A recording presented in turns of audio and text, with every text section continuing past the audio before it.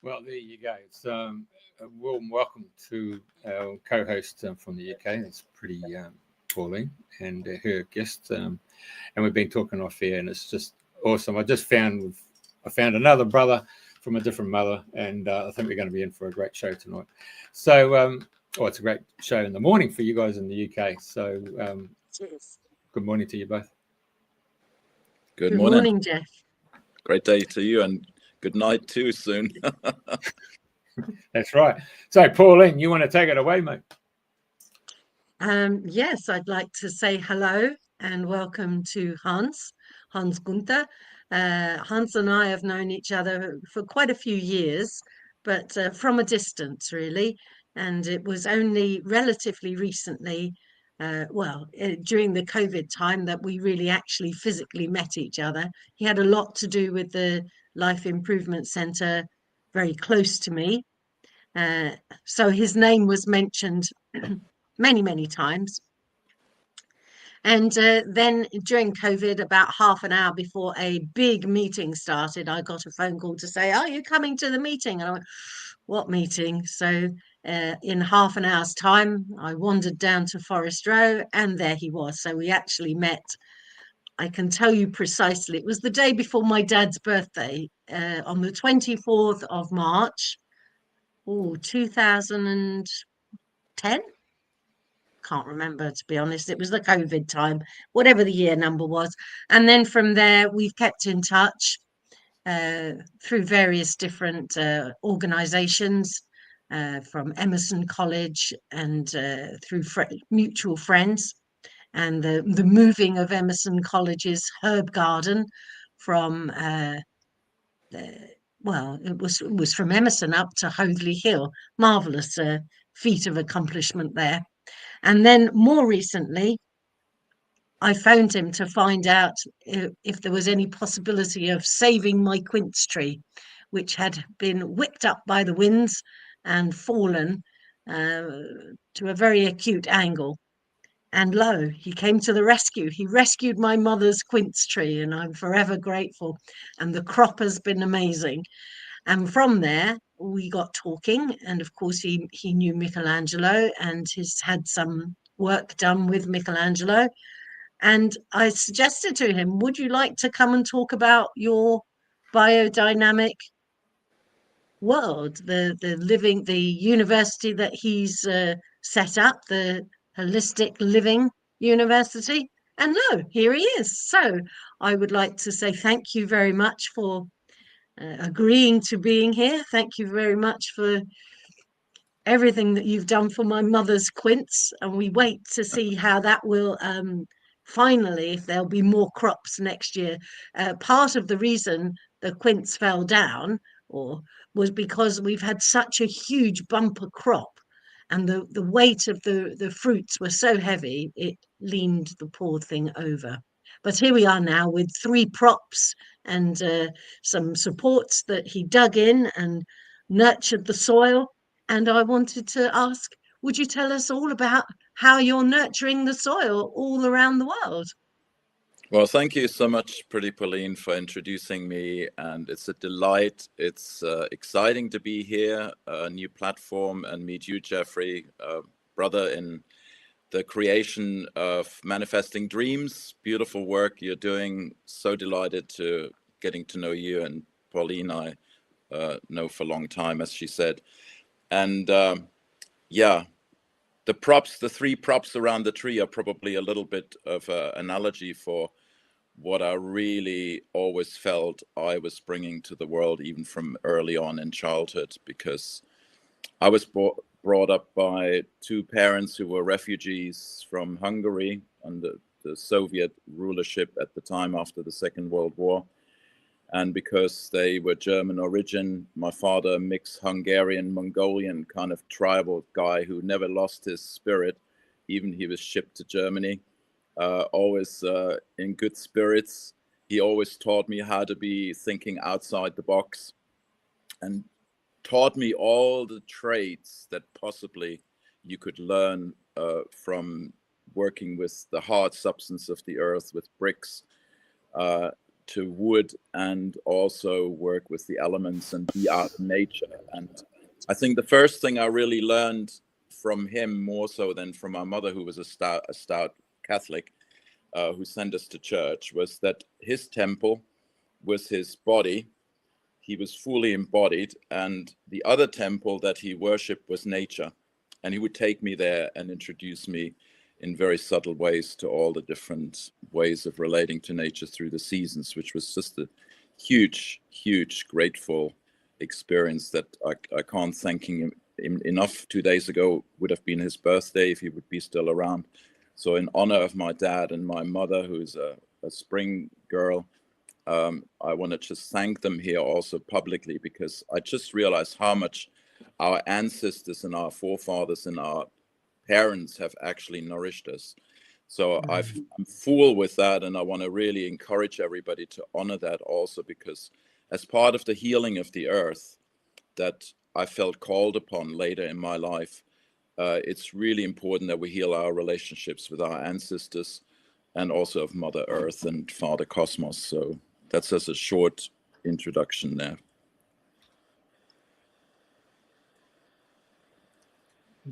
So can you tell us some more about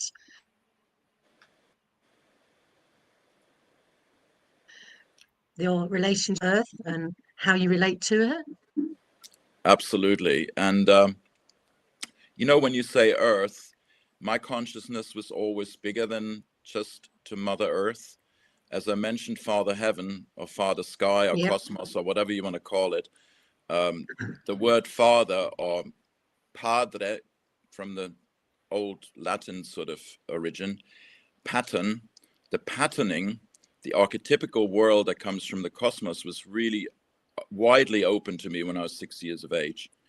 Because when I was that young, I was actually closer to heaven, because even to this day, I find it really hard to incarnate in my body and be really incorporated fully 100%. And I bang myself everywhere and, you know, have a lot of breakages of bones and falling off ladders when I do gardening and pruning and stuff. It's really hard for me to be physically really here on Mother Earth and embracing her fully in my body. Also my sacred feminine in that sense. But Father Cosmos opened up when I was 6, because I saw the heaven and the stars at that time as living beings, as gigantic, humongous living beings, of which we only could see the dots of light that they emanated from their light body. And I tried to discuss this with my best friend. Lo and behold, he didn't understand the word. And I don't know even what I was talking about, because God knows where it came from.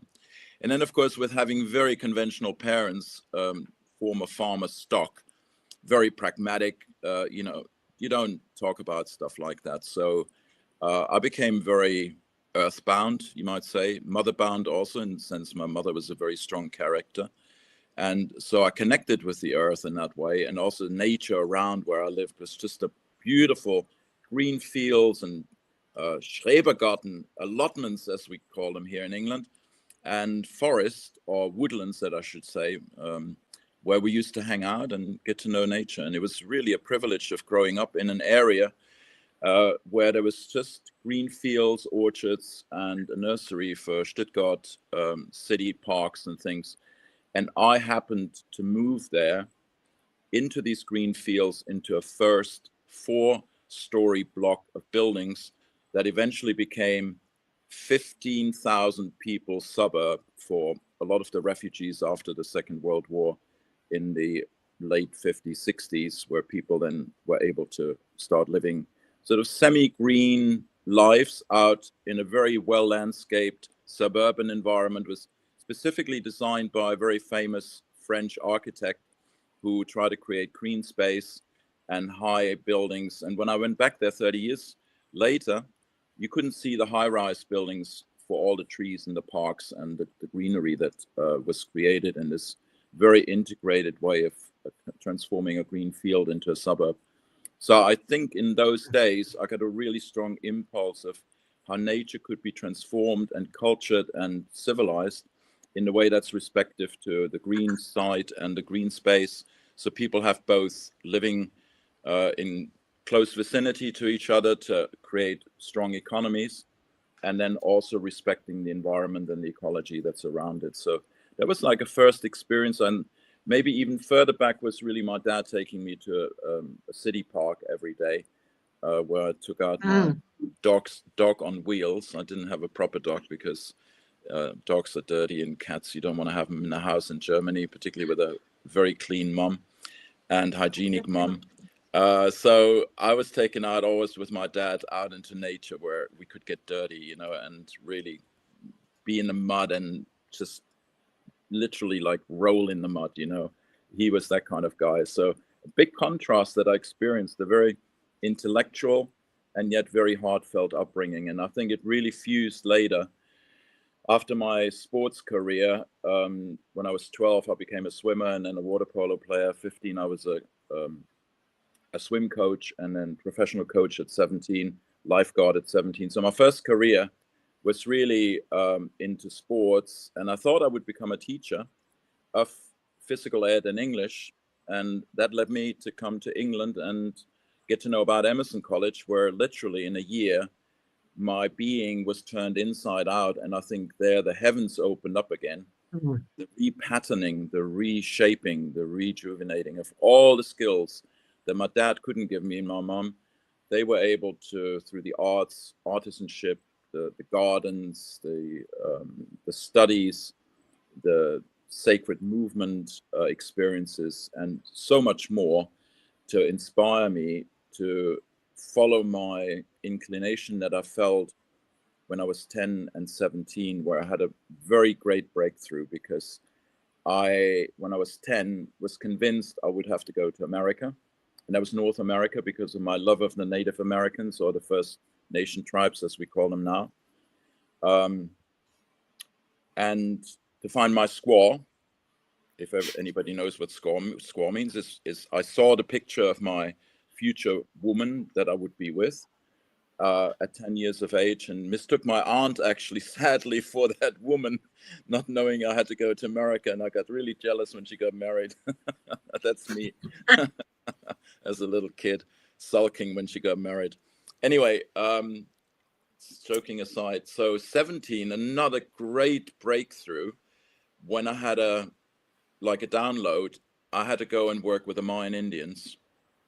So Central America, well, some people say it's North America, some say it's Central America, Mexican, Guatemaltecan, Belize area, El Salvador, and so on. It came onto my radar at 17 years of age. And also what came in the radar was the limited resources that the Club of Rome announced with Limits to Growth, if anybody remembers that book, where we were already manipulated to think that everything's limited, we should live in poverty, and by the year 2000, we would run out of oil and resources. Well, guess what? We're harvesting more oil than ever before, and it's already 2025. Good news for us.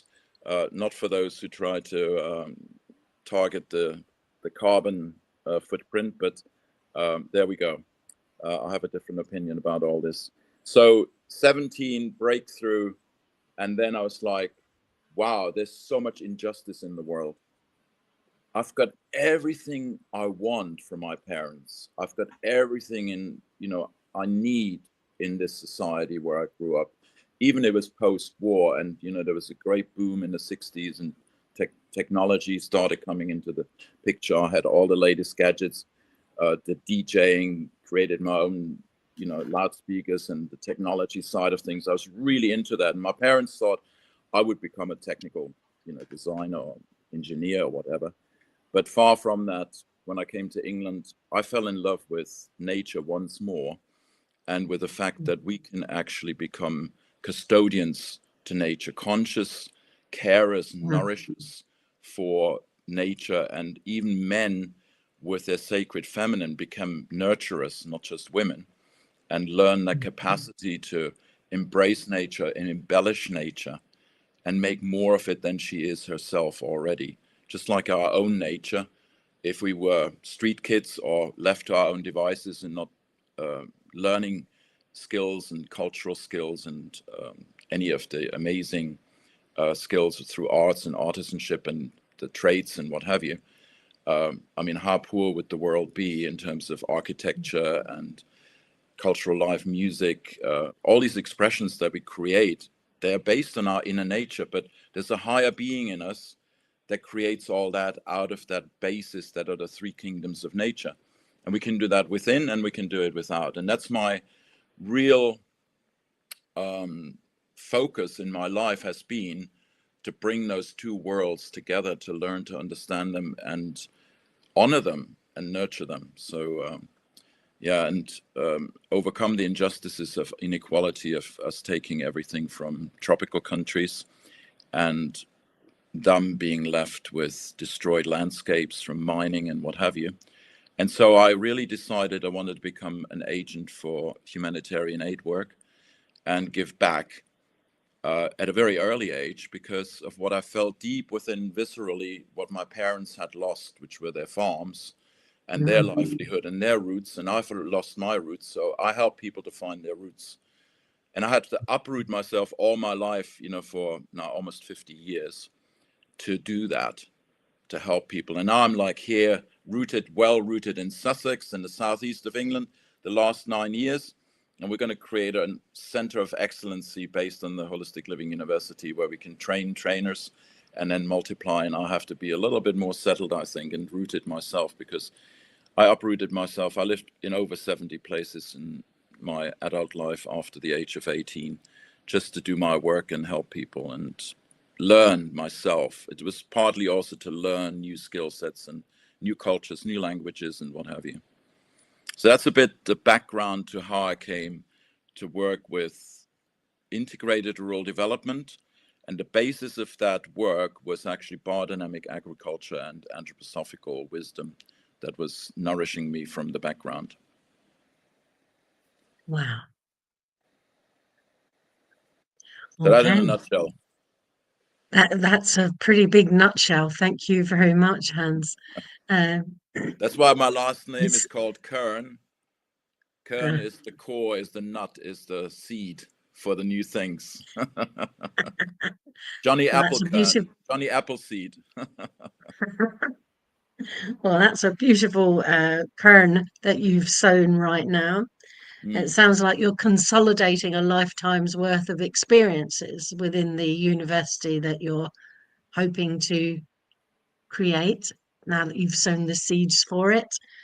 And I remember when you were in the garden and you were talking about the rewilding, the idea that there are groups of people going out rewilding. And you mentioned to me about that there's more interaction between humans and nature in people's gardens, in these cultivated gardens. Would you like to explain to everyone else a little bit more about that? Yeah, I will do that. Before I say, the university exists already, both in terms of teachings with Grow Your Own Health for the last 8 years. And to say it was inspired really by Aristotle, who coined the phrase, the whole is more than the sum of its parts, which some of you might know. And also by Hippocrates. You know that doctors take the oath of Hippocrates. I always say they do the Hippocratic oath, actually, rather than of Hippocrates nowadays, because do no harm. But there's also the saying of Hippocrates, which is, let thy food be thy medicine, and thy medicine thy food. And if I only actually the last 2 years realized what that means. The less we eat, the less we eat, and the more high nourishing quality food we eat, the more it becomes our medicine. And it goes hand in hand with the principles of biodynamics. The less we put inputs into the farm individuality, the farm organism of a land where we do this integration of work with nature, without and within, the healthier and more unique this organism will be, and the healthier it will be to nourish us and restore the depleted soils. So just to put that up front. And to your question of the rewilding and that there's more biodiversity in people's gardens in the cities than in nature, it's a tall order to digest as a statement. But there's scientific evidence by the British Wildlife Trust, who actually went round into different natural environments and into city gardens and did do a count of just all the different creatures that were there. And they came up, it's like tenfold in the city because of our incredible integration of food plants, herbs, flowers, ornamentals, trees, and it's all there in the city with the multitude of interests that each individual brings, creating multi-million times more biodiversity in the city gardens and the parks than out in a forest. And I'll give you another example juxtaposition to that. If you go to Ashdown Forest here, where I'm just living at the edge of, Ashdown Forest, the way it is now, is a ruin of what it used to be when the crofters used to farm the forest. Forest means clearing, doesn't mean woodland. Woodland are trees, and wooded areas are big extensions like the rainforest or big woodlands in the mountainsides. Often we have big extensions of woodlands. Forest means actually clearing. So Ashdown Forest was cleared by the crofters. There were thousands of crofters living on 6,000 acres of Ashdown Forest, clearing the forest enough, having enough clearings with the forest and keeping the trees, saplings down, where the heather developed as a unique species of plants, different types of heather and other wild plants that attracted butterflies and insects from as far away as the Pyrenees in the south and as far away as to the Scottish Highlands from the north. And they all started uniting here in Ashdown Forest, thanks to the crofters, thanks to the farmers, the non-interventional farmers, the homesteaders, the ones that just lived with nature in harmony. Same happened in the Amazon forest. When I was 26, I met multidisciplinary scientists in the Edinburgh International Conservation Conference that I was sent to by my professor at the time when I studied at Emerson College. I was in my third year of studying biodynamics. He sends me up and give a lecture on biodynamics. And one guy comes up who studied the Amazon rainforest, and there's much more evidence now than there ever has been. He studied it in the 60s and 70s, so a long time ago. And he said we had multidisciplinary teams finding out that the seeds and the plants that you find in such biodiversity in such intense small areas around settlements of the tribal people, they were actually coming from thousands of kilometers away, and they integrated them and planted them just like we in the cities and places are planting them. And they're finding now that the Amazon with the terra preta, which is this black soil that's meters deep, that was created by dense population pressure and people living very close together, they developed these deep soils that sustain millions of people where now maybe hundreds of people cannot even survive. So the rainforest was like a living, abundant larder, both for food, for medicine, for building material, for everything that the people needed. And it was brought from a long distance away, just like in England or United Kingdom or whatever we're going to call it. I call it Albion, usually the White Island. We brought plants from all around the world and have them here in all the seeds and create, actually, I believe, I'm making a statement and I want to prove it one day. Britain has probably the highest biodiversity, both in people and also in wild plants and cultured plants, what have you. So if you talk about wild or natural fauna and flora, we have the highest diversity here, I think, because of what the empire did to the world of stealing everything. But now I'm here in England to give back. It's the time from here now to give back because we've got all the riches to share. What do we live for? I mean, happiness comes only from sharing. If we can share what we have, that's happiness. That's economy. That's abundance. That's riches. But having it is not rich. That's poverty. That's a poverty mentality. So That's why the university has been created, to really bring people together from all walks of life to then serve humanity as a whole. And we're on a good trajectory for expanding our work into the next years. So where's this Ashton? Did you say Ashton Farm or Ashdown Forest is in the southeast of England, and I forgot to mention it's a site of scientific international interest, SSII, which borders on Michael Hall Steiner School, where I used to work and develop a environmental program where we would work with the rangers and do experiments on the forest. And it's a beautiful haven of environment to live in. I mean, it's very magic, because it attracts, because it was such a well-prepared place by the farmers, and the biodiversity that was created by the farmers, it attracted also biodiversity of people, international communities of spiritual movements, headquarters of spiritual movements, and colleges and what have you. It's because the farmers prepared it. Just a little anecdote. Rudolf Steiner, when he started his work, there you go. That's a very famous tree. It's Friends Clump, Winnie the Pooh Bridge. That tree was, these trees were planted in commemoration of the Queen up in Gill's lap, where you have a huge view. You can see the North Downs, which is a limestone outcrop, and the South Downs down near Brighton and Eastbourne places. And this whole area used to be once upon a time covered in limestone. That's why supposedly it attracts so many spiritual movements, because the limestone was eroded away. And then now is the spiritual space is filled with spiritual investigation, spiritual science and spiritual investigation, Rosicrucians, anthroposophists, Scientologists. You have the White Brotherhood there right next to the MOD in the bunker. It's an amazing area. It's got everything there you can imagine, you know, even in terms of social, political and governing structures. Yeah, there's a Winnie the Pooh Sticks Bridge. That's it. Yeah, we just saw it earlier. Yeah. Yep. There it is. Yeah, that's the one I took my kids to. I lived on and off here 45 years.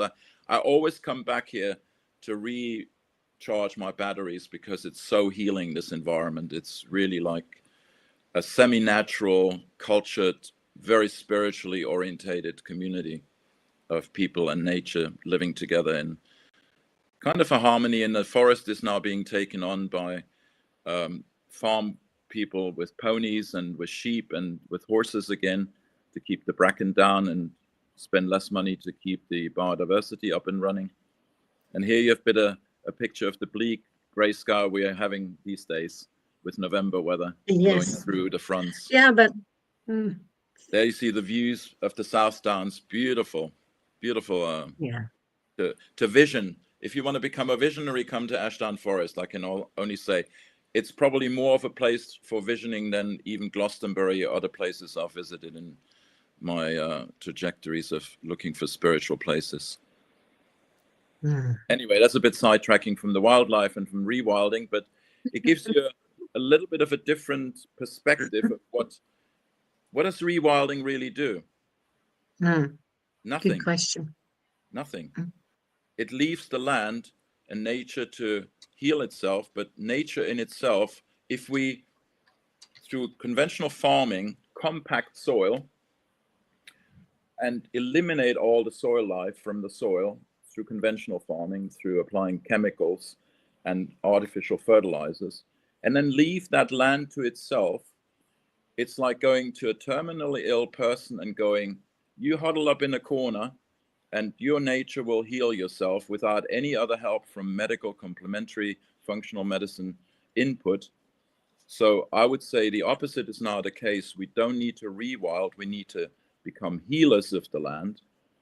We, the farmers, the gardeners, the custodians of the land, need to learn about the modern way of shamanism, alchemy, and magic that we can do to the land to heal it again, as a community of the nature beings and human beings working together. Wow. Abandoning it. You know, we're abandoning nature. It's like putting a kid on the street and go, educate yourself. And we see what happens in the favelas in Brazil and in other shanty towns, with the kids, the street kids. They die very early. They mature very quickly. They have a short life. They have a miserable life. They have to survive. Nature is about survival, has no moral, in my opinion. The moral comes through the human consciousness, and the human community carries the consciousness of Mother Earth and the cosmos, the Father, Heaven. And we bring the two together, and in that beautiful space where the water and our consciousness mingle, new culture and new potential starts developing.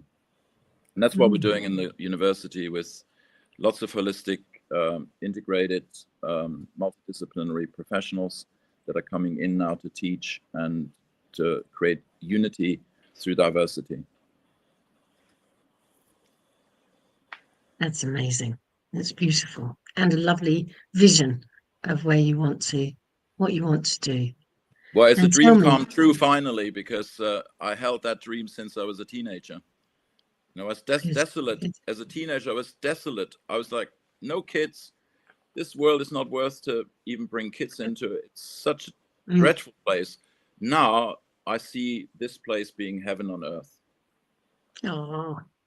So very great transformation. As as you grow older, you start seeing the context and not what happens to you, but what we can make happen.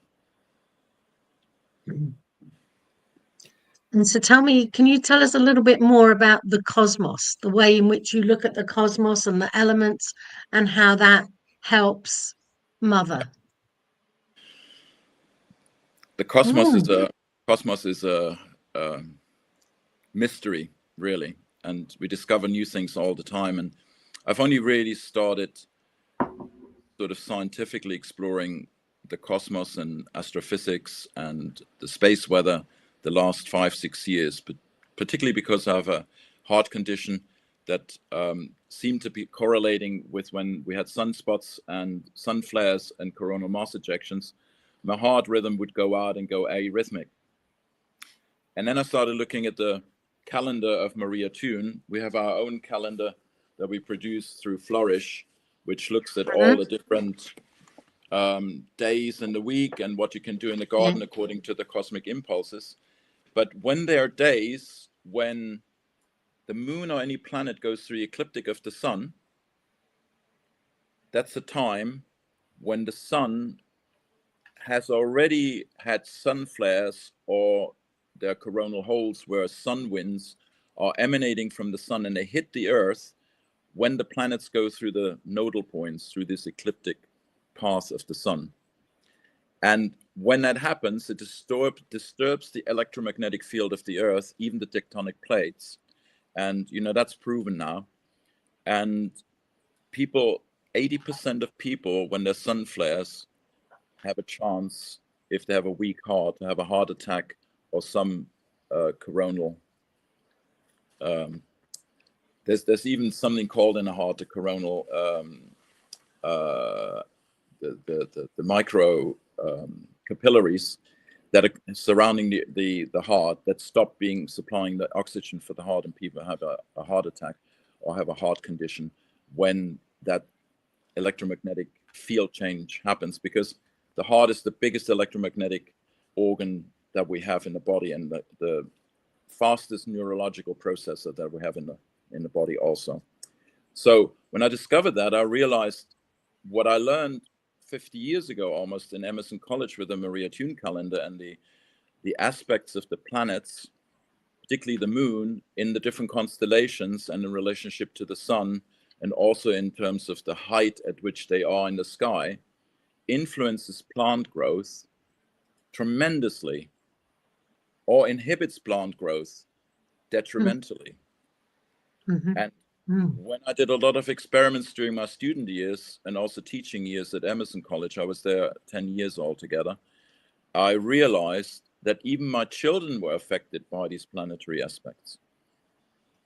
And I did a huge research of every day living religiously with a calendar and looking at all the aspects of the planets in relationship to the constellations and each other, and realized they're influencing children, they're influencing people who have ailments like heart conditions or other conditions. And we are an interconnected living organism that's much bigger than us or the Earth. It goes out into the cosmos.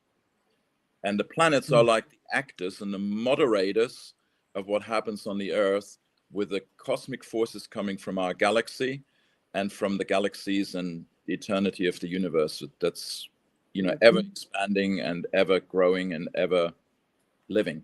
It's eternity, it's ever present, and it's impulsing. I found out 3 days ago from an astrophysicist who is one who really shifted the paradigm in the 1990s, that from the center of the galaxy we have rhythmic impulses that come every 5,700 years, which coincides with the Mayan calendar and coincides with 2012, to upgrade the Earth to a new consciousness and nature to evolve. We're in the middle of that right now. And I knew this since I was a kid, since I was 17, when I had the download about the Mayans. I was aware of the Mayan prophecy that we would enter a golden age. We would enter an age of community building and abundance. And on the other hand, in school and through the Club of Rome, I was told there's limited resources and we have to live in poverty. So I all my life looked for finding tools, methods, and approaches to life that embraces that spiritual abundance, that's the new life that comes from the cosmos. All the abundance and new life comes from the cosmos. There are people who are trying to isolate us from that, obviously, because then we can live in poverty, which is much nicer for some than others, instead of all of us living an abundant life. And the only way to do that is to really tune into this and work via the plants and via the animals to let that cosmic life force and cosmic new information and light come into the earth, feed the intelligence of the soil, and then the soil will nourish the plants, inform the plants, the soil life, and the plants and the animals that eat the plants, and us eating three kingdoms of nature, informing us and raising the consciousness and becoming the light and becoming the stardust that comes in every moment. It's transformed in the earth through the plants, the animals, and us. And then the new consciousness is informing the cosmos, and it's a biofeedback system. And that's what we do in biodynamics. So we work consciously and scientifically, not as a hunch. It's all like scientifically worked with the last 100 years to apply that very systematically and very methodologically to growing plants and raising animals and raising our consciousness. So it's not just all about produce being seasonally available then. There's a whole, there's a bigger world. So I'm starting with a bigger impulse. Now, all these rhythms that are cosmic, you know, I talk about 5,700 years. Platonic year is 25,920. It's like 3 times or 4 times that rhythm. Then you have the smaller rhythms. You have the year rhythm. Then you have the 11-year rhythms of the sun and the 666-year cycles, which you can also, you know, point down the changes in consciousness and climate and everything else. And then you got the year rhythm, and then you got the month rhythm, and then you got the day rhythm. And then you got within the day rhythm, you got other rhythms that we all take into account in biodynamics to harvest, sow, and treat the soil at certain times with our alchemical preparations that we're producing also to heal the soil and direct the plant growth and the maturation and the nutrition quality of the plants. We specifically apply those in relationship to those rhythms and their dynamic relationship to each other. That's why it's called biodynamics. Biological, we work with the biological world and the living rhythms of biology. We know rhythm is life. You look at kids, they're never tiring and they're always in rhythm. They're always in that flow. And, you know, I will say now women have that quality and that tendency, that possibility naturally more than men. Men, we are more like let's cut to the chase. Let's, do the straight line. Let's not flow. Let's get straight to the point, and we destroy everything with that consciousness. It's reductionist, it's logistic, it's all logic. Whereas the feminine is more of feeling our way and going with the flow and being in the rhythm. And then I really see this as an essential healing for the future, is men and women, the feminine and the masculine, particularly the sacred part in ourselves, needs to mingle in that dynamic relationship, to come into complementary relationship with ourselves, each other as men and women, and also with nature, to get into a higher level of dynamic relationship that creates abundance. And that's what we're working towards and exploring in the Wholistic Living University, of how to create that. And out of the moment, it's intuitive, and it's also deeply based in scientific research and memories of tools and methods that can be used, but always adapted to the moment, because every moment is unique. And that makes life just so enriching, so beautiful, so exciting, so full of surprises,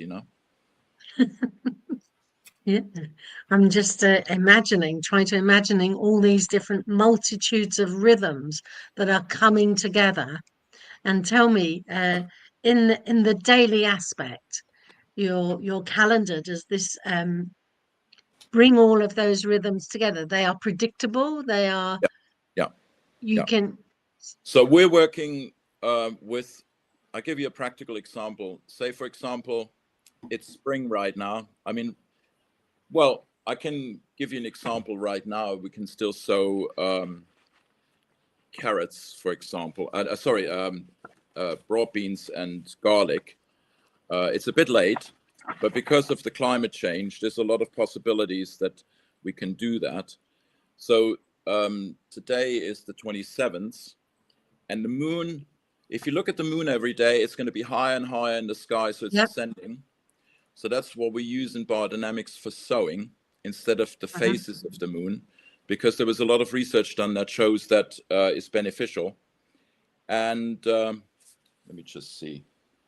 So sometimes this week, there is one day, I can't see it right now, I haven't got my glasses, where you can sow garlic and sow broad beans, because the moon is either in the constellation of a Earth constellation or a warmth constellation. So each constellation, like in astrology, have different elements that they are actually raying into the Earth.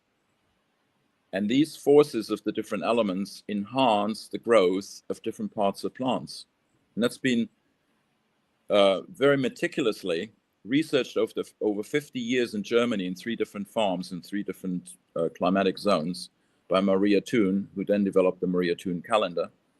And she was able to discern through sowing every few hours where one constellation starts and other one stops. Wow.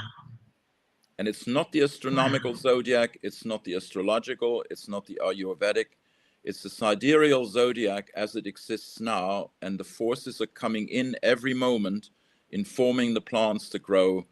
Say, for example, your garlic, if you would plant it on a warmth constellation, it would just wanting to go to flower. It wouldn't grow any bulbs or any cloves, right? If I sow my broad bean on a Earth day, when the constellations via the moon radiate into the earth qualities, mineral dense qualities, the broad beans will not grow into beautiful pods. They will just grow strong root system and maybe accumulate more nitrogen, but don't produce as many pods because they're sown at the not so favorable time. Okay.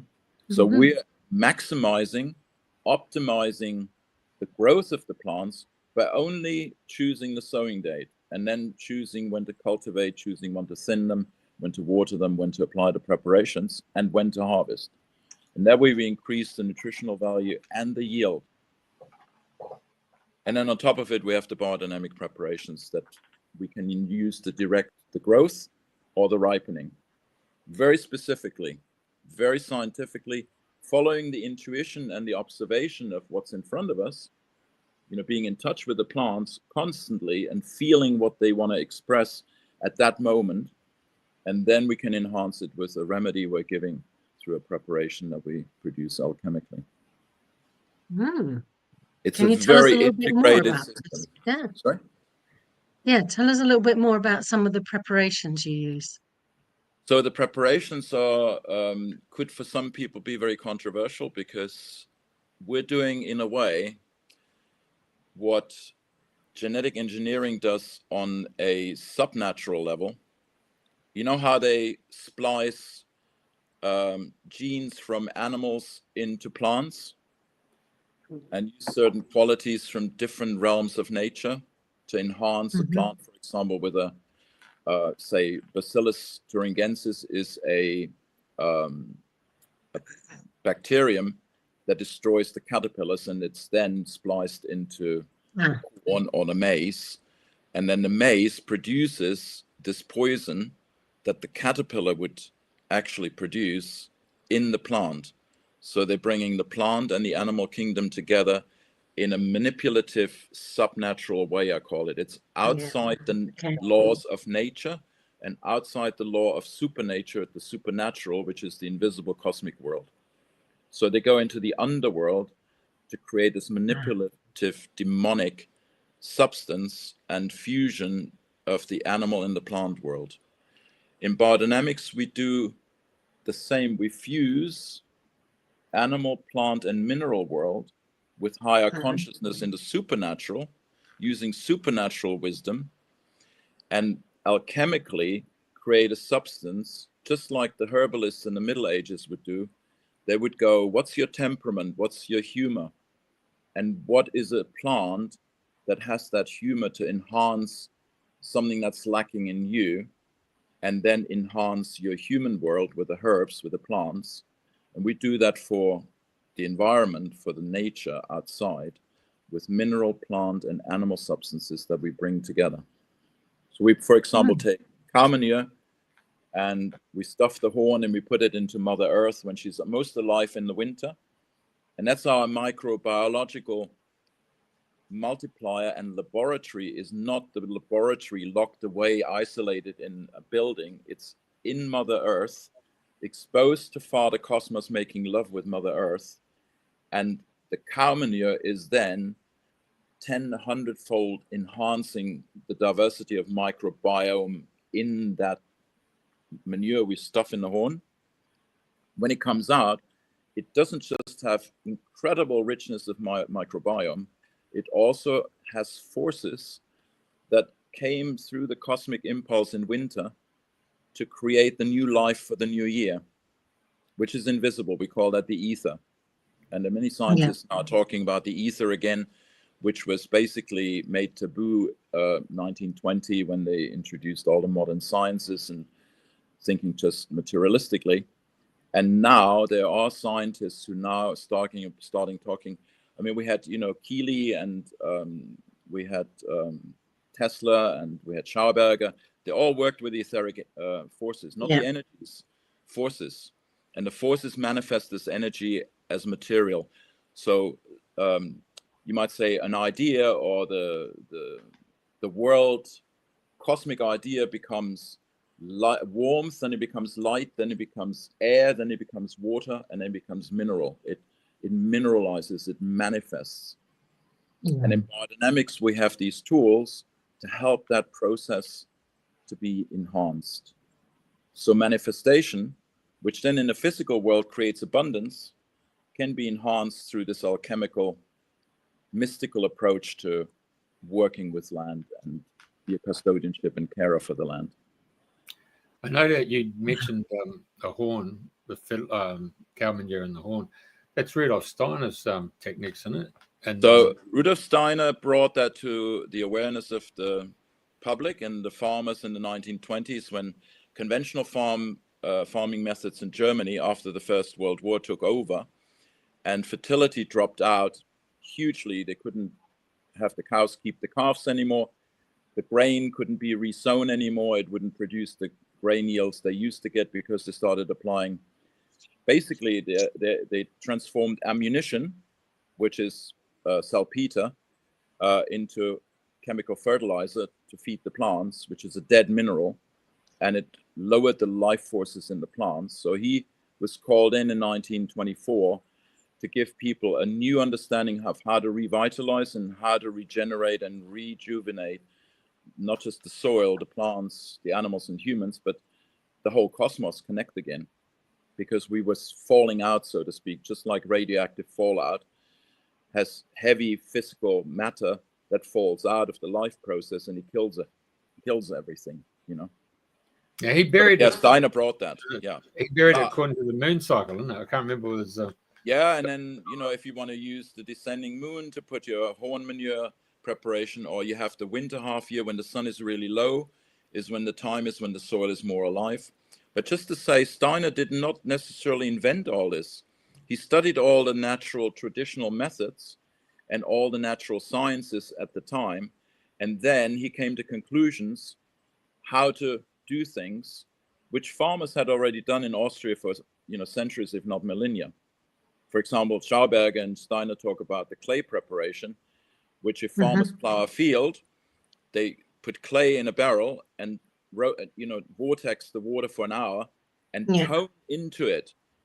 They sing the octave into it, up and down, and put the carbon dioxide into the water, infuse it with soul forces to protect Mother Earth. When they take the protective grass away, then the cosmic forces can destroy the soil life. They replace it with a human-made protective shield, which is this clay preparation. And Steiner talks about this clay preparation in his lectures. So he gathered a lot of different information. He knew about silica. Silica is probably the most researched element now through the nano technology investigations in the big the fertilizer the fertilizer factories, where silica is in the chip, and it's all produced artificially, of course. Now it's the memory of a computer, it's the memory in your watch, but silica is also the communicator of the cosmic ideas and information of light and warmth to the plants to live more resilient against climate change, like, you know, cold, heat, wet, dry. The plants become more resilient. Well, there's a chemist that said nitrogen, phosphorus, and potassium were the only fertilizers that counted that we need to replace. That was Justus von Liebig in the 1800s. And when he was 42, he said, no, it's silica, which is the most important mineral.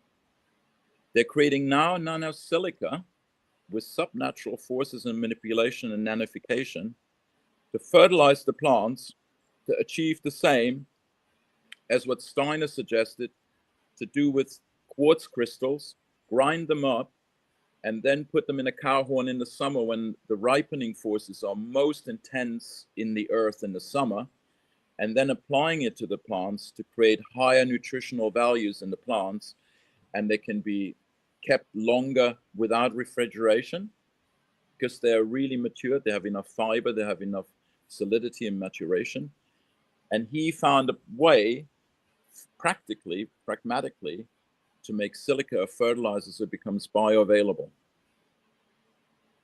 Justus von Liebig said it is an essential fertilizer, and we know now anybody who's got cancer or chronic illness lacks silica, because silica is the element that's most depleted in our soils. It's not bioavailable anymore. It's the hardest substance to get back into the flow of life, and biodynamics can do that. Now, isn't strawberries contain silica? Is that one of its properties?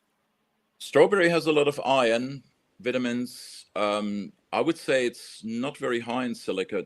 The plants highest in silica are the grasses with the stalks. Or if you look at trees, in the lignin and cellulose. Then silica is usually in the fiber and in the epidermis, in the skin, when they're really hard, where strawberries are very soft. Right. But strawberries could be helped to avoid botrytis by spraying silica, which then strengthens the epidermis, the skin of the strawberry, so the spores can't get in anymore. So we've got our fungicides and our pesticides are natural alchemically produced substances like silica to prevent and strengthen the plant. I came across a place here on the Gold Coast called the Mudbrick Herb Farm, and they talked about comfrey as one of the most awesome bloody fertilizers that you could ever get. Yeah. So, We use it a lot in liquid manures. Yeah. To enhance the growth, the vegetative growth, to get more yield.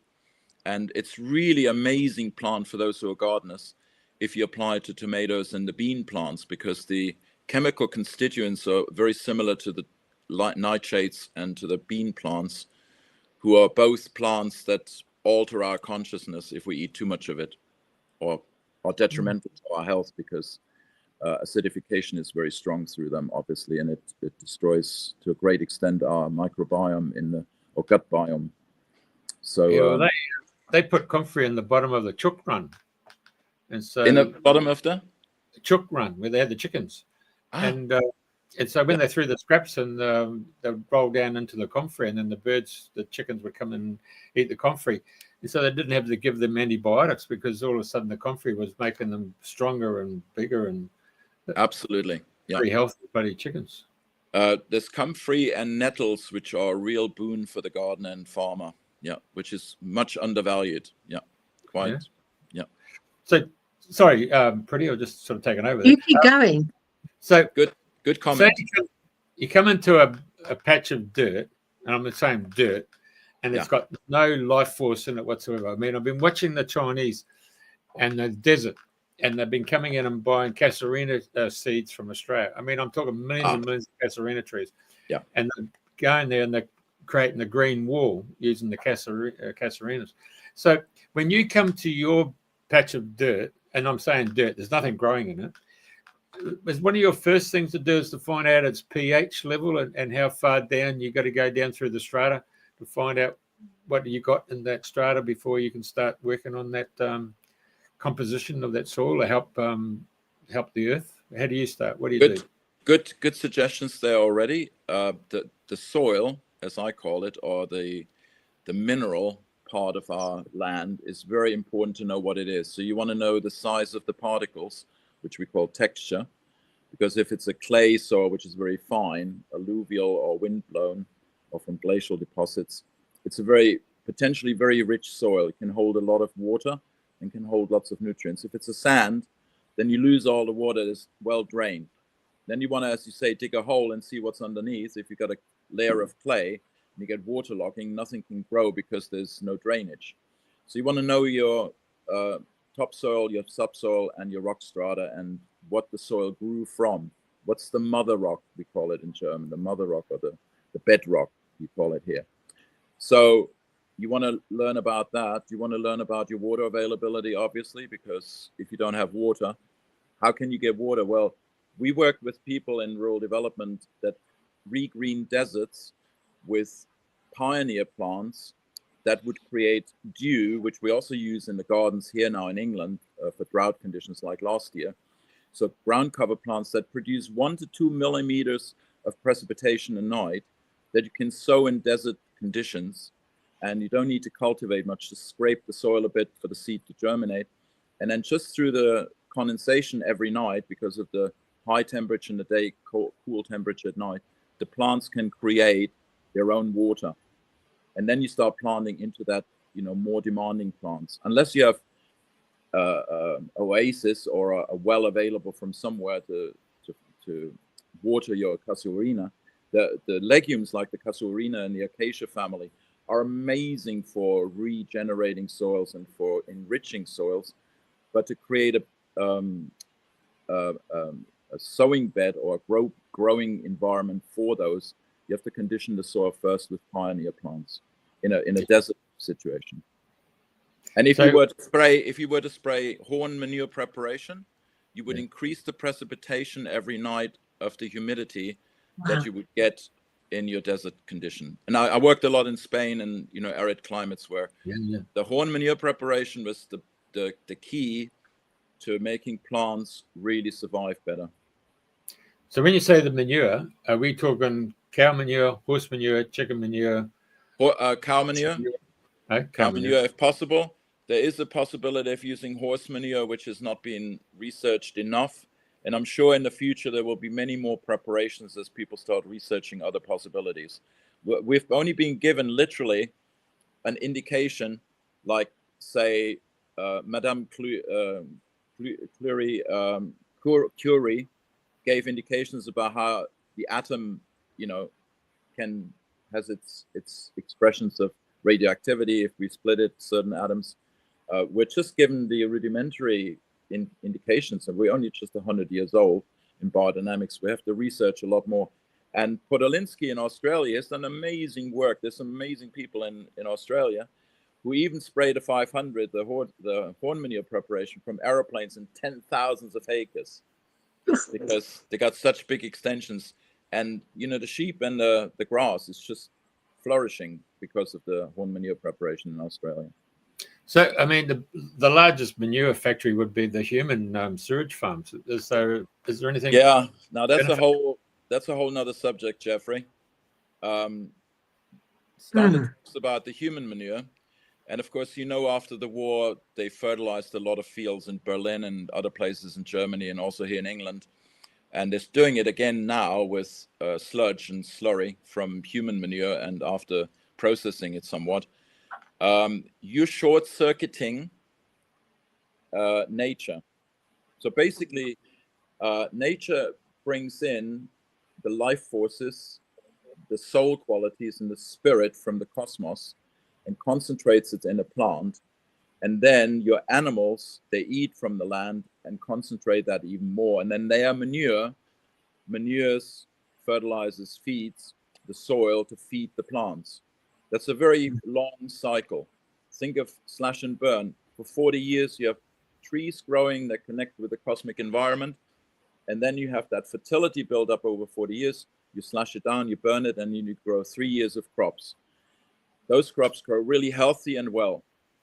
If you start using human manure or urine exclusively, you as human being take these life forces and these soul and spirit forces out of your food, and what comes out the other side is dead mineral. It's like a fertilizer. It's dead. It's soulless. It's spiritless. So what we have to do if we want to use human manure is we need to mix it with wood chips and make a long-term 3-year compost. And then you have a very, very good fertilizer feeder for the soil to feed the plants. All right. Is that because if you've got vegetarians or vegans, you could use their manure? But generally speaking, if people are on drugs or chemical-based pills, substances that are getting mixed into the sewage farmers, you just that's a whole nother threat that is now happening. Is estrogen and xenoestrogens and other substances can get into the food chain, which would be very detrimental both for the soil and for humans to eat from there. But on a higher level, if you think that we as humans, we literally we mineralize the food that we eat, we destroy it 100%, take all the goodness out of it, and what's coming out is a dead mineral fertilizer. And I know that has to be then rejuvenated over 2-3 years with a substance like tree mulch or leaves or whatever, or chips, because the tree has the strongest connection with the cosmos and the life forces, and the remineralization of that manure that we depleted. We take all the minerals out for our thinking. We take everything out for our soul life. We take everything out for our own life from the plants and everything, and it's dead. It's it's nothing there, and that's why it has E. coli and other very low organisms that are not very helpful for plants. So it has to be rejuvenated before we use it. And if we don't do that, we short circuit that cycle, and we deplete humanity of their spiritual development. I know in New Zealand there, in the Bay of Plenty, they discovered that the land lacked cobalt. And so during the Depression, they went and put cobalt into the ground, and then they were able to go and plant Pinus radiata trees, which took 25 years to grow. So they got a harvest, but it was coming back to find out what was the mineral that was missing, and it was cobalt. So in your case, when you go to that particular piece of dirt, you've done your soil samples or your core and all that stuff, and you found you might hit a bed of clay.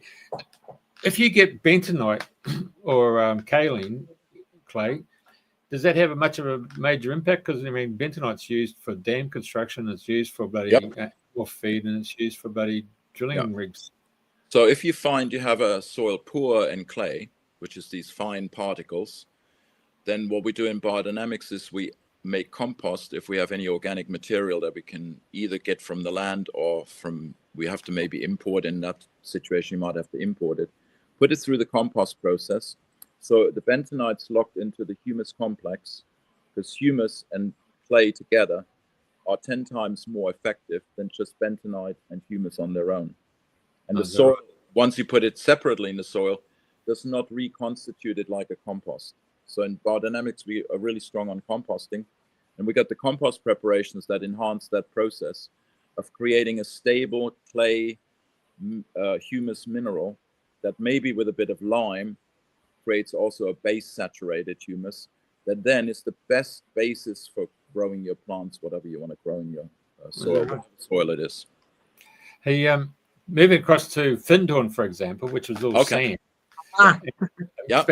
I've gone up there 3 times to investigate it and found it quite exhilarating to realize they brought in the element of the spiritual kingdom, and particularly Pan and all the devas. And sand, and then also to grow these humongous big vegetables because they were working with the spiritual kingdoms. Absolutely. So you've actually tinkered on it, but by saying God, our grandfather, the sky, and grandmother, and all that stuff. But you're using that, aren't you? You're working with that.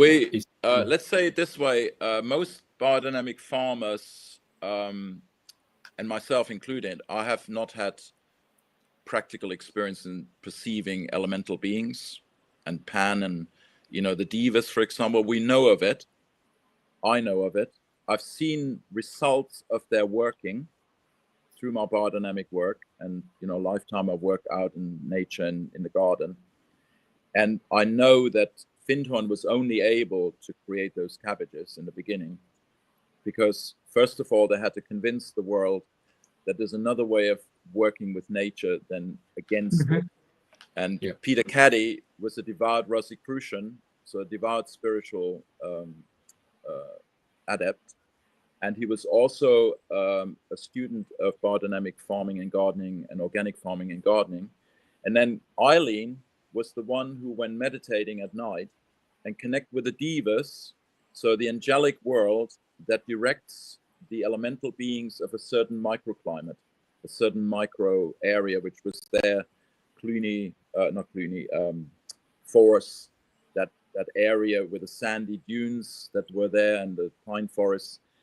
And the elemental beings are the ones who are actually transporting the minerals and the water and the air to the plants to make them grow better. So the devas informed Eileen informed Peter, and Peter was told, well, put a bit more of this compost or this manure or this there and that and the other.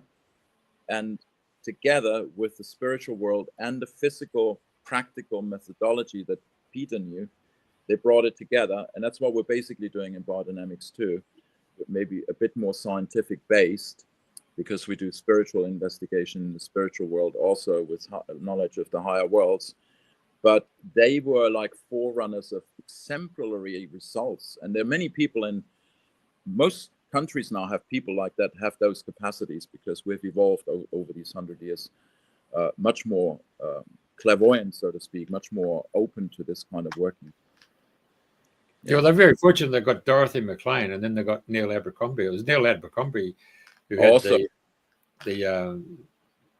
the actual physical eyes to see all the little nature spirits. That's right. Yeah, his experience in the botanical garden with Pan and all that. Yeah, absolutely. Yeah. But they were really connected, and I think that's really needed now for us to. There's a lot of conferences I hear about. I'm personally not that interested in that area yet. I need to be growing up a little bit more to get into the land of the fairies. I've seen fairies, but I'm sort of more of a practitioner, like you need to get it's a bit of physical world. You need to get, what's the name? Titania and Oberon. Yeah, yeah, that's right. Yeah, and they're there. I trust them. They're there. They're helping. but I just haven't had a conversation yet. Just changing the subject now and going across to Russia or the Siberia. Yeah. There was a series of books there. I think there was 10 in all, and it was it was called The Ringing Cedars. Yep. With the Margaret.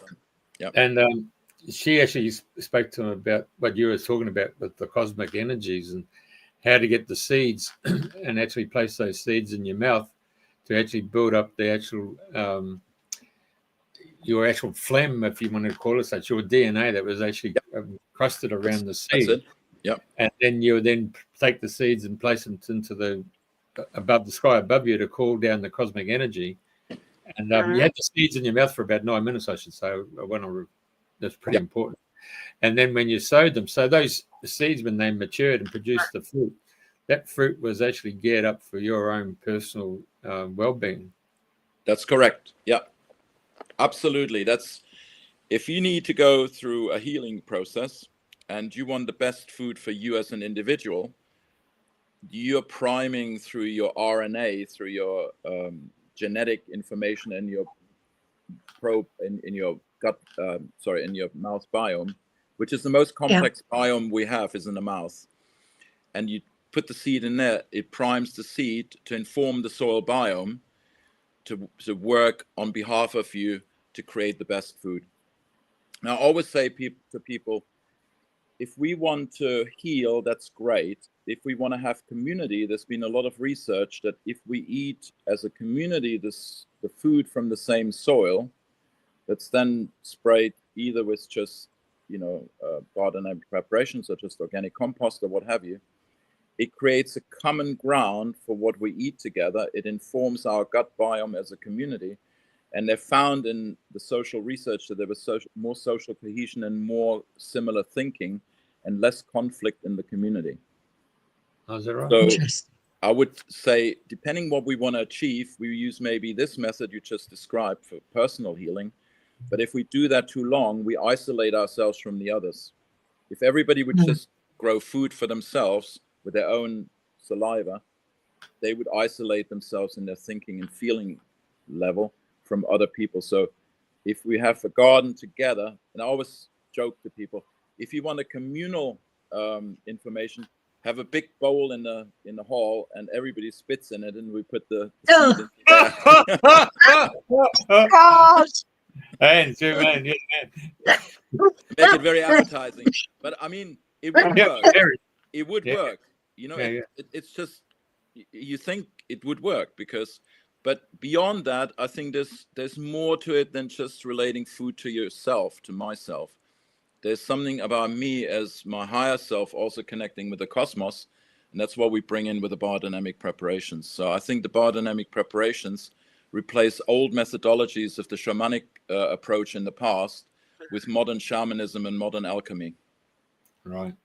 And so where do you get your organic seeds then? I mean, because that's organic seeds and biodynamic seeds. We have seed growers here in UK.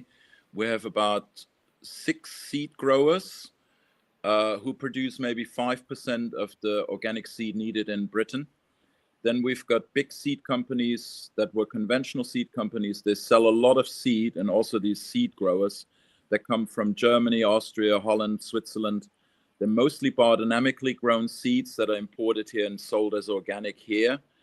And so most of the seed imported is from those countries, and it's become really difficult with Brexit to do that. So here in England, only about 10% of organic seed is grown here. We're short of organic seed for growing organic food in commercial settings. We have maybe only 40% of the seed that we would need to grow with open pollinated seeds in UK. The rest are growing with F1 hybrids, say Riverfoot, for example, which is a big organic seed food grower and distribution organization, multi-billion business. They use exclusively F1 hybrid seeds. Now, if we use F1 hybrid seeds, I've done experiments, and many people have done experiments. They're not open to the cosmic environmental influences nor human influences that grow the plants. So they're isolated. They're just looking at the soil, where the minerals because they've been bred and selected in conventional settings. They're not sensitized to give us the food that we need in organic, feeding people in an organic consciousness that would raise our spirit and our soul to a higher consciousness. So we're in a big fix of needing more seed growers. Understand. And so I'll just unmute Priti there. I've just hogged all the question there. Priti, do you want to take over? You got any questions? I wanted to come back to the idea that you mentioned beforehand about the climate change. What kind of climate changes are we experiencing? Are they natural forces, or are they something that we as humans have contributed to? Well, if you look at the weather, and I do a lot of weather forecasting every week for our participants on the online course here in Britain, and also for people if they're in the States. If you look at temperature differences between natural environment like here in Ashdown Forest and London, there's usually a 5-degree difference in temperature.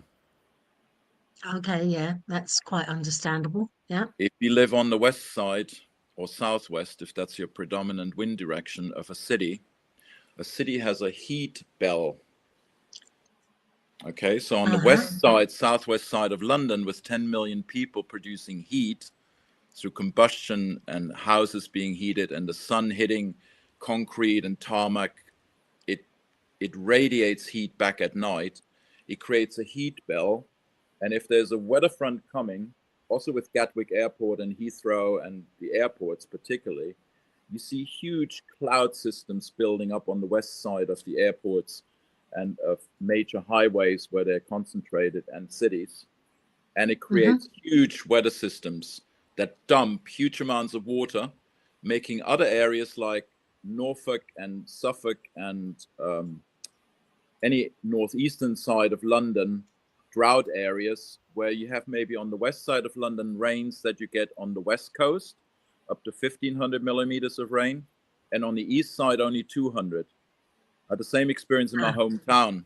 Where I lived on the southwest side, we had like 900 to 1,000 millimeters of rain. On the northeast side, in the wind shadow of the town, they only had 200 to 300 millimeters, just like with London here. So that's a major climate change on a very local scale. And nobody talks about that local scale climate change, which is when you put the weather stations into London, we got global heating. And the city's becoming so dominant everywhere and centers of population. That creates global warming, but in very local isolated areas. And in the rest of the country, it creates weather chaos, extreme weather. Now, we have biodynamic preparations that work specifically with those extremes that I mentioned earlier, which is heating, cooling, that's more extreme, and wetting and drying more extreme, like we've seen over the last 30, 40 years. Now, that's human-made. Okay, in a nutshell. Now, we have a greater cycle, which is the cosmic cycle. I talked earlier about these impulses coming from the galaxy, of the center of the galaxy, and the Mayan calendar, and the 666-year sun cycle and the 11-year sun cycle. 666 cycle, Right? Okay. They're very famous figures because those are times of changes of consciousness and weather. And they happen every 333 years. If you look 1666, 1998, 1332, 666, they're all very strong. If you look at the historic books and the core of the ice layers now, they've got right back to the ice ages, all proven it's cosmic influence. It's not man-made. Right. So we have to distinguish between man-made influences and the things people don't talk about at all, which gets me really red hot in the face, is the chemical pollution. Nobody talks about that. It's CO2. CO2 is 0.0003% of CO2 in the atmosphere. If you change that by 1%, you've changed it to 0.00031, We have 79% nitrogen. Nobody talks about the nitrous oxides that are polluting the environment through overhead electric wires and 5G and 4G and all the electrostatic pollution that happens. That creates nitrites and sulfates in the air that obliterate the lungs of people, particularly in the cities. And you can go down the rabbit hole and study that, and you start going, why don't they talk about that? Why are they not concerned about our health, real health? Mm. When I say they, the government, the powers to be, whatever. So I promote conscious study of weather, history, sun cycles, astrophysics, astro weather, earth weather, local weather. Be very specific what you study, don't generalize. And so I teach all that on my Grow Your Own Health program, because I want people to know as much about nutrition and about good food and about lifestyle changes and how to study life so we can become more discerning, and not just about gardening. It's not just about gardening. So yes, there is climate change, and there always has been climate change. There always going to be. It's just, how do we work with it? So not what happens to us, what do we make happen from that? And what I'm seeing, just as a snippet now for people to have hope, since 2010, around that time, I'm doing a lot of landscaping, a lot of hedge trimming, and a lot of growing of food and stuff. Since 2010, we have 2 to 3 times the amount of vegetative growth, abundant growth in nature. It's a little bit more CO2, but the energies that are coming in from the cosmos right now are just outrageous. And they're enhancing. So if we can channel that energy, direct that energy and those forces into a way of create abundant food, which again, in conventional farming, you can't do that because you're eliminating and isolating plants from that influence. You need to work organically with permaculture or no-dig or any of these organic methods or biodynamics to captivate that new energy and force. We're going to grow abundant food. We're going to grow abundant organic matter to create compost and humus to rejuvenate the dead soils that have been killed by conventional agriculture. So nature is always balancing itself out. Yeah. In that way, we are the interface to make the best use of that with the best technologies and the best methods and approaches. But for that, we have to study and go into our intuitive spiritual awareness and also clairvoyant awareness, because we do get downloads and we do get insights in that. So the general media context of climate change, is it right for me to have assumed from what you've said is that we have climate change, we've always had climate change, it's taken out of context, it's narrowed down its perspective to blow it out of proportion? It's there, just like in 1960 with the Club of Rome, to instill a certain consciousness of poverty and not enough, and also right now into the carbon footprint side of things. I've just read an article that in New Zealand, for example, and probably the same is happening in Australia and also happens here in Scotland, huge investing corporations taking out the sheep farmers, just like what happened in the Enclosure Act in the 1700s here in England with industrialization, a reason to take over farmland by the big estates to get people into the cities and become slaves to the industry. And then the villains that resisted here during the Enclosure Act ended up in Australia and New Zealand as the villains to repopulate the continent there because it was the harshest environment. And the people who were starved to death in Ireland, that was actually all planned also, by the way. There were 2 major wet weather periods that there were meteorologists and people knowing these rhythms, that they're cosmic rhythms of 7 years I haven't mentioned before. We have, the 7 fat and the 7 meager years in the Bible. Yeah. That's all part and parcel of the powers to be in the 1800s, having flooded the Irish and the English market with cheap grain from the United States at the time, whatever it was called at the time, the colonies, to lower the price of grain, to force the farmers to grow potatoes. And they knew there was wet weather coming and potatoes would not thrive in wet weather. and the potato blight took everything out. So they starved people to death in Ireland twice to repopulate Northern America. And you can go deep into that kind of study, you know. So what I'm trying to say is at this moment, they're doing the same thing with the carbon footprint sort of agenda of getting people into the smart cities. So there's more control and there's less freedom for the individual to really live a harmonious life with nature. And nature itself is abandoned with rewilding. I don't condone that, and I do everything I can through the work in the university and through studies and research and also clear thinking that we can counteract that and get people back to the land. Wow.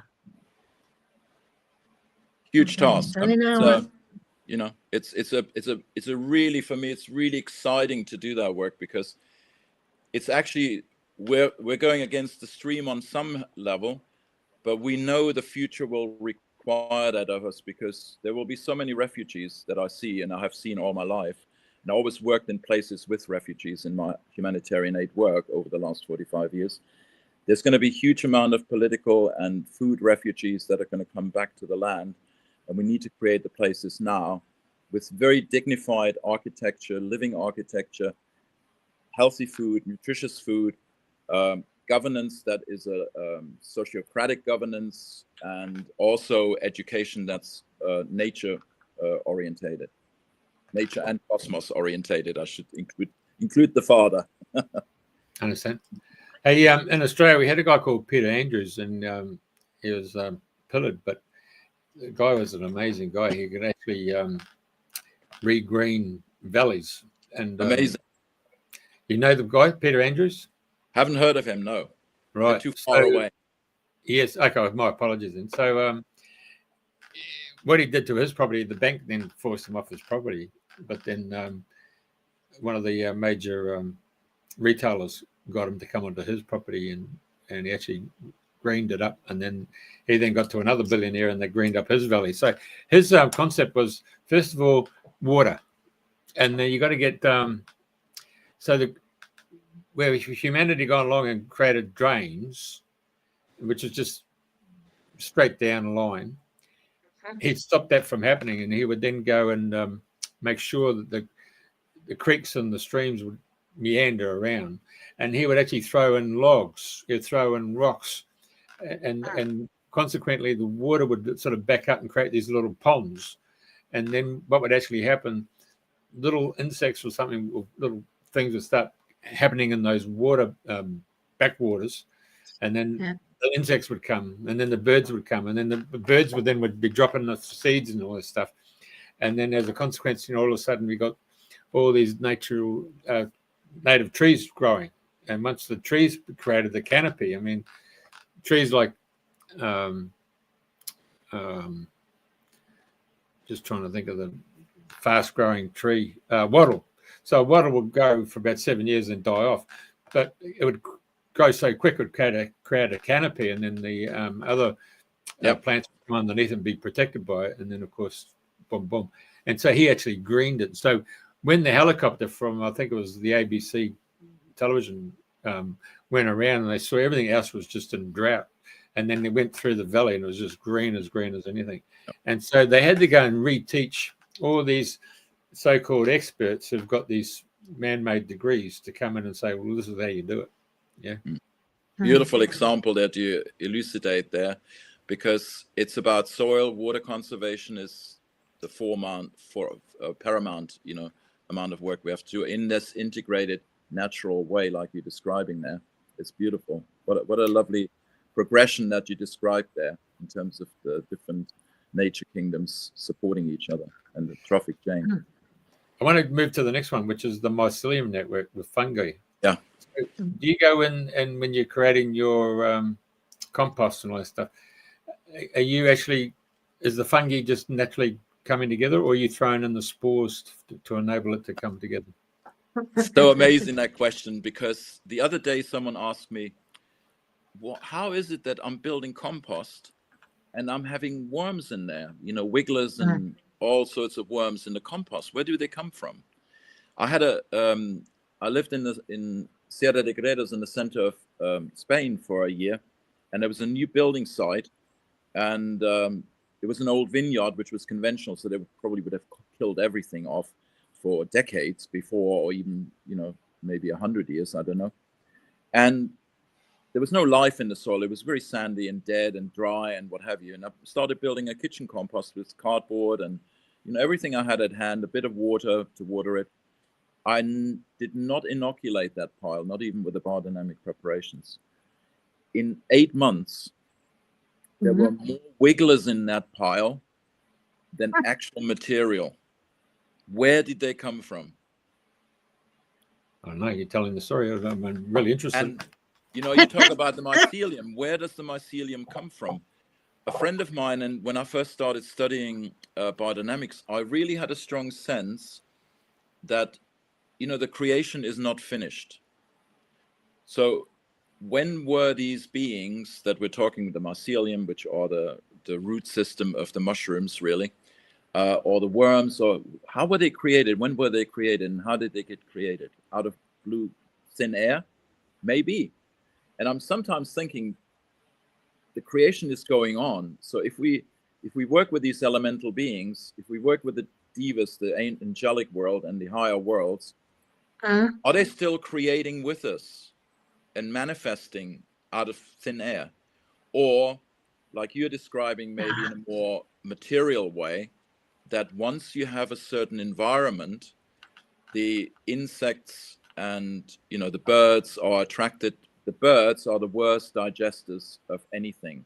So a lot of microbes and a lot of worm eggs are eaten, and they come to the food pile, my compost pile, and have a materialistic explanation, right? And then the food chain starts happening, and then it goes to the garden beds, and the garden waste goes back to the compost, and then you have like this biofeedback loop, and what they call the trophic or the food chain, right? But there must be something more happening, because in 1987, around the St. Michael line, which is a major ley line going through Britain, and the Mary line, they found butterflies, 3 or 4 species of butterflies that they had thought were extinct. Either the eggs survived or they manifested again. When you listen to Zach Bush and other people studying the major the 6th extinction right now, or the major 5 extinctions before, after every extinction period, there was more biodiversity than before. How is that possible? Where does that come from? And if we study anthroposophy in Rudolf Steiner, he explains very clearly that everything that evolves into higher principles of diversity come from the spiritual world, through human consciousness and the angelic consciousness and the higher consciousness of the invisible beings. And it's manifesting, as it were, out of the cosmos into Earth's presence. And that's why we have in Darwin's explanation and the tree of life, these jumps of evolution. Nobody can explain how one species evolved out of another, really, because there were jumps in consciousness of evolution and instantaneous almost manifestation, like you have, spontaneous remission and healing and what have you. So that's my long, short answer to your question. Yeah. We don't have to bring it in, it's there. Yeah. It sounds very much like trying to fathom the unfathomable. And maybe we should just be in awe of it and just bow our heads and go, oh, it's amazing. It's brilliant. It's awesome. Is a vessel of recognition of what is not yet, to receive it into the Holy Grail, because it's that invisible trust and openness of the unfathomable and the providence that's there, to really trust that and not get locked down into all these things and problems that are in front of us, not in the nitty-gritty. Open up to the major, greater consciousness that's happening, particularly at this time now, which is I feel so privileged and honored to be alive to contribute some what I can, put my grain of salt into there. Yes. I got one big question. That's right. My last big question for you. Yeah. Is the vibration and the pH level of natural water streams. Yeah. And the content that it's mineral that's in it. I mean, you go to Glastonbury, you got the red well and the white well. So there's a great example of that. And people go to Lourdes and people go to different places of the world to get water. So when it comes to your farm or your land that you're going to get, do you actually go and test the water to see if it's salinity, it's acid, or it's alkaline? Or what do you do, and how do you go and remineralize it? So 2 examples. One is here in Sussex, where we're very acid, and we have very iron-rich water, and it's obvious. I don't even have to test it, you know. And the soils are very acid. You see that through the plant cover. So instead of me doing soil tests, I look at I studied plant sociology, so I know the plant's preference to grow in different pH. So all my annual weeds and all my perennial weeds or wild herbs, flora, I know where they grow. They're soil indicators. We have whole lists of indicating heavy soil, light soil, medium heavy soils, acid soil, medium acid, alkaline soils, well-drained, waterlogged soils. You've got different plant communities. So that's my soil analysis. It's usually asking people to go to a land and go, which are your weeds? And they will tell us what the soil is. Oh, is that right? I need a chemical test. Long answer. Phenomenal. Then, here the water, you mentioned water, is rich in iron. It's very acid, very much curtailing growth. You know, laterite soils, you might have them also in Australia in the desert areas or jungle areas. Red soils rich in iron and aluminium. Yep. The hardest soil to grow food plants. I had huge problems in Mexico to bring enough humus and enough what to do with slash and burn. Burning the trees creates the ash to alkalize the soil and bind iron and aluminium so it doesn't inhibit the plant growth. So, you know, if you know a little bit basic chemistry, you don't need to do soil tests. You just go, oh, people used to do this for centuries here and it worked for them. And they figured it out just by trial and error. And you might be reiterating then just go, oh yeah, that makes sense. There's a lot of iron in the soil. We've got orange soils here, so they don't grow much. They don't grow easily food crops. They're good for forestry. Okay, so to improve that soil, I have to do a lot of humus management, a lot of green manuring, a lot of applying lime or wood ash and burning, you know, the material that's woody material in my fireplace, hopefully create some heat for my house, and then I have wood ash.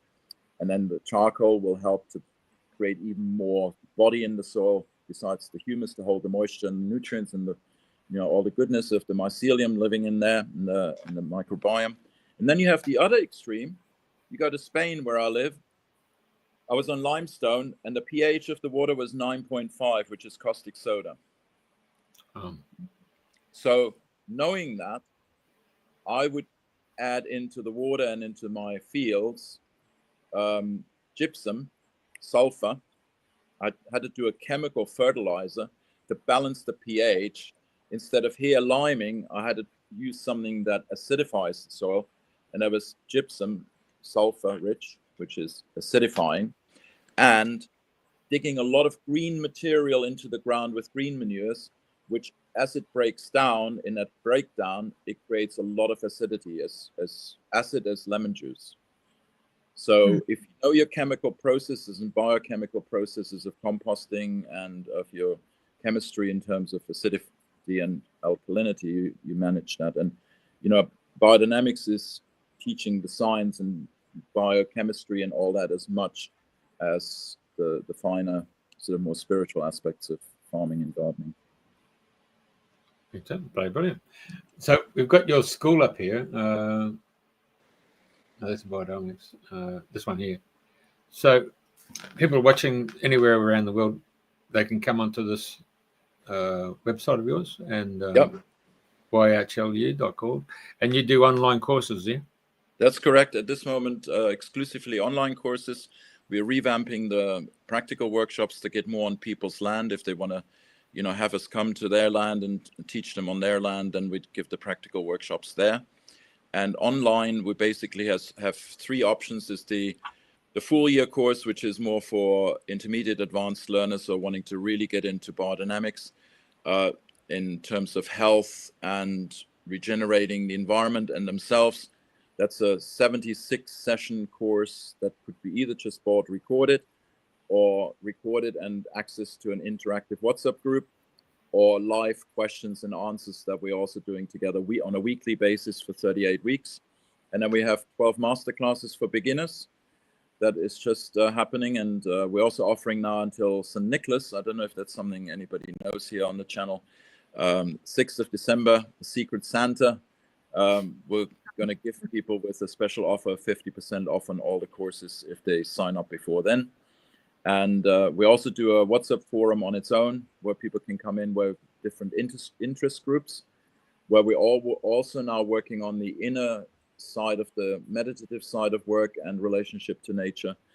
When you think of all the traditional festivals, people go back to traditions that are, 5,000 years old, 10,000 years old, what have you, 2,000 years old with Christianity, or a bit less with Islam. We're looking at recreating festivals and celebrations that honor our relationship and dynamic interchange with nature, the cosmos, and ourselves and each other, and revamping the festivals out of, as it were, from scratch, doing like 3-4 day immersions where we explore in different ways of modalities of arts and artisanship and nature observation and stuff, recreating the festivals. So that's also coming up in the new year. If people are interested, more of an inner path to connecting again with nature. Oh, very good. Amazing. Well, it's been an absolute delight talking to you. It's been fascinating. I have been gripped with your stories and your sharings with us. And I can say that as we draw this to a close, that I have a profound sense of hope for the future when we trust in the providence of the unfathomable. How exquisite is that? Thank you. Thank you, Hans. Get them back next year. Okay. Yeah, Okay, we'll find out what's happening. More practical suggestions, always open to that. Bloody brilliant, Yeah. mate. And People on And the we're land, we're waiting for my mother's quince tree to see what's going to happen with that come springtime. Yeah. Marvelous. Thank you very, very much, Hans. Amazing. It's Bless really you all. interesting. And feel Thank blessed you. to be in your presence. Thank you very much for being and spreading the good word and the hope and the dreams to make them come true. Yeah, exactly right. Stay with us while we just finish off. Yeah.